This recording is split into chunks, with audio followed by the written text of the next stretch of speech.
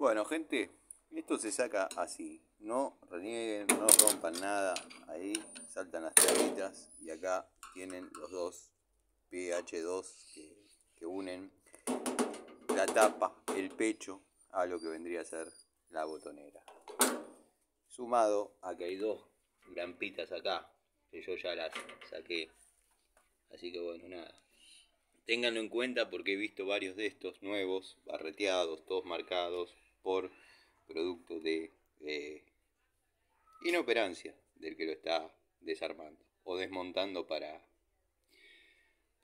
futura instalación. Vamos a buscar un PH2 que tengo acá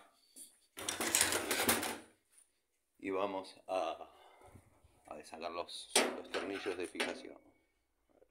Trata de enfocar, Tano, que se vea, porque si no después dicen que no sabes aflojar un tornillito. Bueno, pero los amigos siguen, sí, pero ahora se están acercando muchos que verdaderamente ya sacaron, viste, vos le confirmás lo que pasa es que no se puede filmar, hablar y aflojar un tornillo. Ya le confirmás lo que piensa.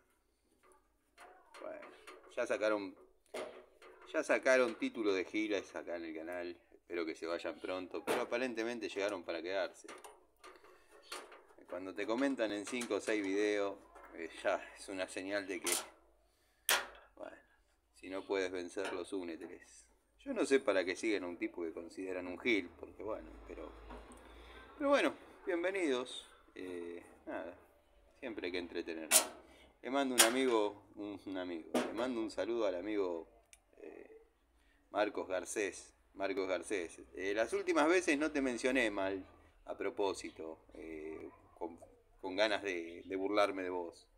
Te mencioné mal porque, bueno, me confundí con Gardés, que es un apellido que yo respeto mucho. Así que, Marcos, te mando un saludo y bueno, nada, han llegado giles que verdaderamente me hacen pensar que sos un tipo que sabe y nada. Buena onda con vos, Marquito. Cosechando amigos.